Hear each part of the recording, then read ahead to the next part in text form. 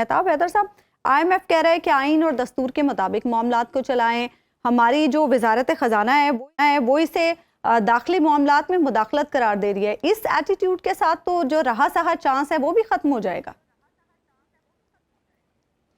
جی دیکھیں، بنیادی طور پہ IMF کی جو سٹیٹمنٹ نیٹن پورٹر نے جاری کی ہے اس میں 3 سے 4 بنیادی پوائنٹس ہیں. ایک تو یہ جو پولیٹیکل ڈیولپمنٹس ہو رہی ہیں ان کے حوالے سے انہوں نے کہا جی کہ آپ رول آف لا اور جو پاکستان کا آئین ہے اس کے مطابق جو ہے وہ بات کریں. دوسرا ایکسٹرنل فائنینسنگ کا ایشو ہے. تیسرا جو بڑا امپورٹنٹ ہے وہ ایکسچینج ریٹ کا ہے. اس ٹائم آپ کو پتہ ہے کہ ڈیول ایکسچینج ریٹ ہے، جو انٹر بینک مارکیٹ ہے اور فری مارکیٹ ہے اس کے درمیان بڑا فرق ہے اور واضح فرق ہے. اور جو چوتھی چیز ہے ان کی وہ بجٹ ہے. بجٹ کا جو نمبرز ہیں، پہلے اسحاق ڈار صاحب اس بات کے لیے تیار نہیں تھے کہ IMF کے ساتھ وہ نمبرز شیئر کیے جائیں. وہ یہ کہہ رہے تھے کہ آپ پہلے 9واں جائزہ کمپلیٹ کریں، اس کے بعد ہم نمبرز شیئر کریں گے. لیکن پرائم منسٹر کی 1 گھنٹے کی کال کے بعد اور ریکویسٹ کے بعد وہ اس بات پہ تیار ہوئے کہ یہ نمبرز جو ہے وہ منسٹری آف فائنانس نے کل رات کو IMF کے ساتھ شیئر کر دیے ہیں. تو اب دیکھنا یہ ہے کہ یہ بات چیت کیسے آگے بڑھتی ہے. چانسز بڑے کم ہیں چونکہ ٹائم بڑا کم ہے کہ یہ IMF کا پروگرام کمپلیٹ ہو سکے. اب دیکھنا یہ ہے کہ یہ صرف 9واں جائزہ ہوگا یا یہ 9واں اور 10واں دونوں کو کمبائنڈ کر دیا جائے گا. تو 30 جون کے بعد اگر یہ نہیں ہوتا، یہ ایکسٹینشن نہیں ہوگی، اگر ایکسٹینڈ بھی نہیں ہوتا پروگرام، IMF جو ہے ہمارے ساتھ ڈیل بھی نہیں کرتا امیڈیٹلی، تو بغیر IMF کی مدد کے ہم بجٹ بنا سکتے ہیں، اور وہ کیسا بجٹ ہوگا؟ دیکھیں بنیادی طور پہ اس ٹائم جو پرابلم ہے وہ یہ ہے کہ نمبر کرنچنگ ایشو نہیں ہے. نمبر کرنچنگ آپ کر سکتے ہیں، لیکن میں کچھ چند حقائق آپ کے اور آپ کے دیکھنے والوں کے سامنے رکھ دیتا ہوں. اگلے مالی سال کے دوران جو پاکستان کی ایکسٹرنل ڈیٹ سروسنگ کی ریکوائرمنٹس ہیں وہ $25 بلین ہیں. اس میں کچھ رول اوورز ہیں جس میں چائنا کا رول اوور ہے، سعودی عرب کا رول اوور ہے، UAE کا رول اوور ہے. اگر وہ رول اوورز نکال بھی دیے جائیں، چونکہ وہ ایکسپیکٹ یہ ہوتا ہے کہ وہ رول اوور جو ہے وہ رول اوور کر دیے جائیں گے جو ڈپازٹس ہیں خاص کر اسٹیٹ بینک آف پاکستان کے پاس پڑے ہوئے ہیں، اس کے باوجود بھی پاکستان کو $14 to $15 بلین ڈیٹ سروسنگ کی ریکوائرمنٹس کے لیے چاہیے. اس کے علاوہ اگر کرنٹ اکاؤنٹ ڈیفیسٹ ہمارا 5 سے 7 بلین ڈالرز بھی ہو تو 25 اور 7، اس کا مطلب یہ ہے کہ $32 بلین کی ریکوائرمنٹ ہے پاکستان کی. یہ ریکوائرمنٹ IMF کے بغیر پوری نہیں ہو سکتی. پاکستان میں جس کسی کی بھی حکومت ہو، چاہے ٹیکنوکریٹس ہوں، چاہے کوئی ڈیموکریٹلی الیکٹڈ گورنمنٹ ہو، جو بھی ہو، 30 جون کے بعد جو اگلا مالی سال ہے اس کو گزارنے کے لیے ہمیں IMF کے ایک نئے پروگرام میں جانا پڑے گا. اچھا مہتاب، یہ بتائیے گا کہ اگر اس میں ہمارے سامنے کوئی نہیں ہے، اگر ہمارے ہاں ایک مستحکم حکومت ہوتی تو کیا ہم یہ ساری منازل آسانی سے طے کر سکتے تھے؟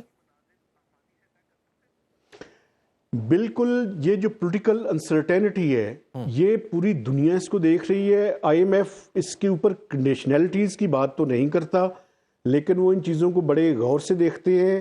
ان کی کسی کنڈیشنز کے اندر یہ بات نہیں ہوتی، نہ ہی ان کا مینڈیٹ ہے. لیکن اگر پولیٹیکل انسرٹینٹی ہو تو وہ ایک ویک گورنمنٹ جو ہے وہ پرفارم نہیں کر سکتی. آپ اسی لیے دیکھیں کہ حکومت نے جتنے ٹف میجرز تھے وہ لے لیے، لیکن ایک معاملہ ایسا تھا جو کہ ایکسٹرنل فائنینسنگ کے اوپر تھا، اور دوسرا جو ڈار صاحب کا ایشو ہے کہ وہ ایکسچینج ریٹ کو آرٹیفیشلی مینیج کرنے کی کوشش کرتے ہیں. تو یہ 2 چیزیں جو تھیں وہ چکن اینڈ ایگ والی بات ہو گئی کہ وہ ایک طرف IMF ہمیں کہتا تھا کہ آپ ایکسٹرنل فائنینسنگ جو کہ $6 بلین کا گیپ IMF نے اسٹیمیٹ کیا تھا، ہم یہ کہہ رہے تھے کہ ہم امپورٹس کو کرٹیل کر کے 4 سے $4.5 بلین کے درمیان اس کو رکھیں گے. IMF اس کو قطعاً نہیں مانتا، چونکہ وہ یہ کہتے ہیں کہ آپ اکانومی کو کھولیں. اگر آپ اکانومی کو کھولیں گے نہیں تو اس کا ریزلٹ وہی ہوگا جو کہ ابھی آپ کو اکنامک سروے میں وہ نمبر نظر آ جائے گا کہ اس مالی سال کے دوران جو گزر رہا ہے، جو 30 جون کو ختم ہوگا، اس میں ہماری گروتھ کا ٹارگٹ ہم نے 5% رکھا ہوا تھا اور ہماری گروتھ جو ہے وہ 0.29% ہوئی ہے، اور انفلیشن کا ٹارگٹ ہم نے 10 to 11% رکھا ہوا تھا جو کہ 30% کو کراس کرے گا آن ایوریج. اب یہ 0.25% ہے مہتاب، یہ بھی ایسا لگتا ہے کہ ڈرنامکس ہے. جب یہ ریوائزڈ نمبر ہوں گے، فائنل نمبرز آئیں گے، بجٹ کے بعد آئیں گے، جو اگلے سال، جو اسی سال سپٹمبر اکتوبر میں آئیں گے، تو شاید یہ نمبر انفیکٹ نیگیٹو میں آئے گا. جی بالکل. جو پاکستان بیورو آف اسٹیٹسٹکس نے انیشیلی اپنا ورکنگ پیپر تیار کیا تھا، اس میں نیگیٹو 0.5% کی گروتھ تھی. اسی وجہ سے پاکستان کی ہسٹری میں پہلی دفعہ ایسے ہوا ہے کہ ورکنگ پیپر کے بغیر ایک گروتھ کے نمبر کو نیشنل اکاؤنٹس کمیٹی نے اپروو کیا. یہ پاکستان کی ہسٹری میں پہلی دفعہ ہوا ہے. بہت کچھ تو پاکستان یہ کی نمبر ہسٹری میں پہلی کنٹروورشل بار نمبر ہے، اور یہ جو ریوائزڈ ہوگا تو اس میں ڈیفینیٹلی نیگیٹو ہو اچھا جائے گا. مہتاب صاحب یہ بھی بتائیے گا، کچھ معاشی ماہرین یہ سمجھتے ہیں کہ جس طرح سے پنجاب میں چونکہ نگران حکومت ہے، تو نگران حکومت آئینی طور پر 4 ماہ کا بجٹ پیش کر سکتی ہے، تو وفاقی حکومت کو بھی چاہیے کہ اس وقت جو ہماری معاشی صورتحال ہے، غیر اضافی اخراجات کا بجٹ وہ بھی تھوڑے کم ٹائم آف سپین کے لیے پیش کر دے. Practically it's possible? دیکھیں، بنیادی طور پہ حکومت کا کوئی اس طرح کا ارادہ نہیں ہے. وہ پورے سال کا بجٹ پیش کریں گے، حالانکہ اگست کے اندر ان کا ٹینیور کمپلیٹ ہو جائے گا. تو بنیادی طور پہ مسئلہ یہی ہے کہ کیا ہم آئی ایم ایف کے پروگرام میں رہ کر ایک آئی ایم ایف کو سیٹسفائی کرنے والا بجٹ پیش کریں گے، یا اس کو الیکشن ایئر کے بجٹ کے طور پہ پیش کیا جائے گا کہ جس میں چیزیں آپ نے ڈول آؤٹ کرنی ہیں. تو اب یہی ایشو ہے کہ اگر آئی ایم ایف کا پروگرام ریوائیو ہوتا ہے تو اس کے نتیجے میں ہمیں ایک ایسا بجٹ دینا پڑے گا ڈار صاحب کو جس سے آئی ایم ایف کو جو ہے وہ مطمئن کیا جا سکے. اور پاکستان کی اکانومی کے حق میں بہتر بھی یہی ہے کہ ہم اس ٹائم ڈول آؤٹ نہ کریں چیزیں، بلکہ ایک بیلنسڈ بجٹ پیش کرنے کی کوشش کریں، تاکہ یہ جو فائنینشیل اور اکنامک کرائسس ہے یہ فردر ڈیپینڈ نہ ہو، اس میں مزید گہرائی نہ آئے. اس لیے اس ٹائم بڑا ضروری ہے. اور آئی ایم ایف کے جو ایسٹیمیٹس ہیں، جی مہتاب، میں عرض یہ کرنا چاہ رہا تھا کہ آپ یہ جو ہم تنخواہیں بڑھانا چاہتے ہیں، اگر میں پچھلے 1 سال میں دیکھوں تو رفلی مطلب 1/3 جو ہے میرا روپیہ ایروڈ کر چکا ہے. اب جب میرا روپیہ اتنا ایروڈ کر چکا ہے تو اس کا مطلب ہے کہ مجھے تنخواہیں بڑھانی ہیں. تو میرے پاس جب میں روپے میں نمبرز دیکھتا ہوں کہ میری ٹیکس کلیکشن کیا ہوگی، تو مجھے تو سمجھ نہیں آ رہی کہ گورنمنٹ کیسے تنخواہیں بڑھا سکتی ہے. دیکھیں، میں آپ کو بتاؤں کہ جو آئی ایم ایف کے ایسٹیمیٹس ہیں، وہ جو انہوں نے کہا ہے کہ آپ اپنے revised numbers outgoing financial year کے بھی جو ختم ہو رہا ہے اور اگلا جو بجٹری فریم ورک ہے وہ بھی پیش کریں. آئی ایم ایف کی اسیسمنٹ یہ کہتی ہے کہ پاکستان کا جو بجٹ ڈیفیسٹ ہے، جو فسکل ڈیفیسٹ جس کو کہا جاتا ہے، یہ 8 سے 9% آف جی ڈی پی کے درمیان ہوگا. اس کی میں ایک مثال آپ کے سامنے رکھ دیتا ہوں. اس ٹائم ہماری جو ڈیٹ سروسنگ کی ریکوائرمنٹس ہیں، وہ ہمارا جتنا ایف بی آر کا ریونیو ہوگا after providing share to the provinces, اس کے بعد ہم نیگیٹو میں چلے جائیں گے. تو باقی defence, running of the government, pension, subsidies, یہ سارے کے سارے کام کرنے کے لیے ہمیں مزید لونز لینے پڑیں گے. تو وہ یہ کہتے ہیں کہ آپ کا جو لون کی اگلے سال کی ریکوائرمنٹ ہوگی وہ بھی زیادہ ہوگی، کیونکہ بجٹ ڈیفیسٹ کو فائنینس کرنا مشکل ہوگا.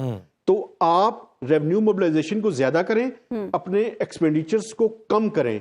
تو بنیادی طور پہ ایشو یہی ہے، چونکہ آپ کو پتا ہے کہ جب آپ اس طرح کا بجٹ ڈیفیسٹ کرتے ہیں تو اس بجٹ ڈیفیسٹ کے نتیجے میں جب لوگوں کے ہاتھ میں انکم زیادہ آ جاتی، پیسے زیادہ آ جاتے ہیں، اس کے نتیجے میں وہ امپورٹڈ چیزیں استعمال کرتے ہیں.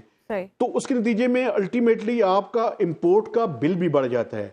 اب اس ٹائم حکومت کی پالیسی یہ ہے کہ آپ امپورٹس کو کم سے کم رکھ کر اپنی اکانومی کو چلانا چاہتے ہیں.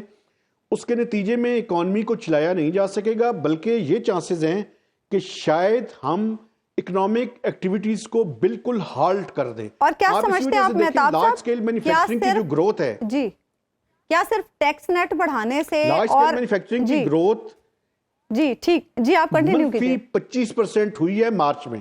ٹھیک. لارج اسکیل مینوفیکچرنگ کی گروتھ نیگیٹو 25% ہے. اس کا مطلب یہ ہے کہ یہ جو بڑے بڑے سیکٹرز ہیں، یہ اگر را مٹیریلز ان کے آئندہ چند ہفتوں یا چند مہینوں میں بند رہے تو ان کو اپنی فیکٹریز بند کرنی پڑ جائیں گی. تو اس کا مطلب تو بے روزگاری بھی اور مہنگائی بھی، دونوں چیزیں آپ کو رائز پہ نظر آئیں گی.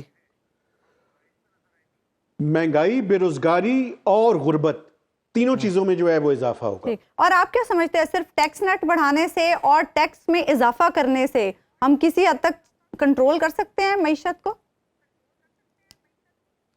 देखिए, मसला ये है कि टैक्स के रेट्स बढ़ाने के बजाय इस मुल्क में जरूरत है कि टैक्स के नेट को ब्रॉडन किया जाए, ठीक। मजीद जो इनकम है उसको शामिल किया जाए, लेकिन इससे ज्यादा जरूरी है कि हम अपने एक्सपेंडिचर्स की साइड को रैशनलाइज करें। मसलन 80th अमेंडमेंट के बाद क्या जस्टिफिकेशन है कि फेडरल गवर्नमेंट भी वही मिनिस्ट्रीज लेके बैठी हुई है जो सब्जेक्ट्स प्रोविंसेस को डिवॉल्व हो चुके हैं। तो बुनियादी तौर पे हमें वो जो डिवॉल्व सब्जेक्ट हैं सेंटर में उन तमाम मिनिस्ट्रीज को और उन पे होने वाले अखराजात को जो है वो खत्म करने की जरूरत है। अच्छा। ये पॉलिटिकली जरा मुश्किल डिसीजन है, लेकिन हुकूमत शायद इस टाइम जब उन्होंने इलेक्शन में जाना हो तो शायद उसके लिए तैयार ना हो। लेकिन आप पेंशन की देखें, पाकिस्तान दुनिया के चंद ममालिक में होगा जहां पे हम किटी से निकाल के पैसे पेंशन के लिए देते हैं। ठीक। पूरी दुनिया में एक कंट्रीब्यूटरी पेंशन का एक कॉन्सेप्ट है कि आप पेंशन फंड बनाते हैं, उससे जो प्रॉफिट आता है आप उससे पेंशन अदा करते हैं। Right.